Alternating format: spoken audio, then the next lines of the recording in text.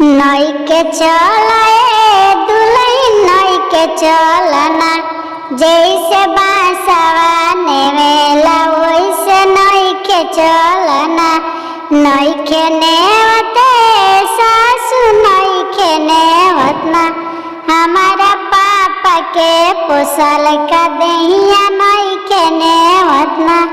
नई के चले दुल्हन नई के चलना, जैसे बांसवा नेवेला वैसे नई के चलना। नई के नेवते सासु नई के नेवतना, हमारा मम्मी के पोसल का दहिया नई के नेवतना।